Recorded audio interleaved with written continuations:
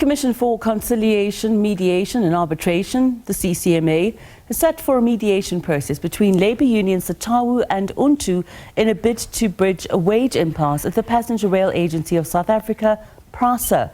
Workers at Prasa declared a dispute of mutual interest, taking their employer to the CCMA and accusing Prasa of refusing to bargain for a new financial year. The workers have also threatened strike action at the entity after tabling consolidated wage demands, including a 15% across-the-board wage increase for 2025-26, while the employer is at 0%. The United National Transport Union Untu is the majority union at Prasa and says the entity is negotiating in bad faith with the workers, now pinning their hopes on the CCMA process. This process should have commenced in October 2024, according to the rules of our rules of engagement.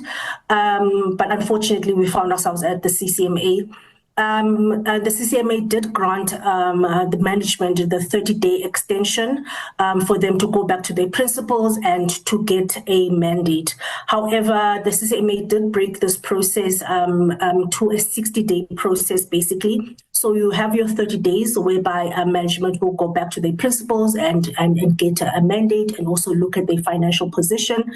And after that, we will have then 15 days whereby we go back to the Prasa bargaining forum, whereby we try to see if management and labor can find each other again. But this process will be facilitated by a CCMA commissioner.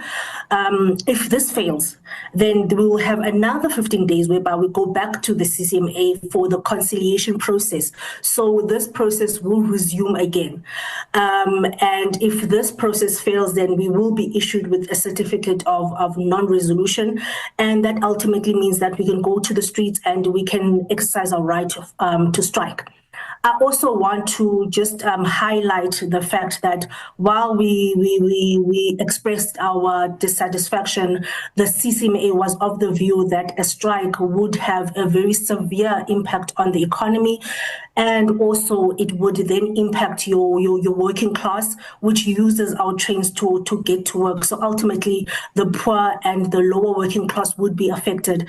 And as a responsible union, we did understand this, but we also want to highlight the fact that we told the CCMA that, first of all, management, when they return to the table, they need to come up with an offer that reflects the economic hardships and the crisis that we're currently facing.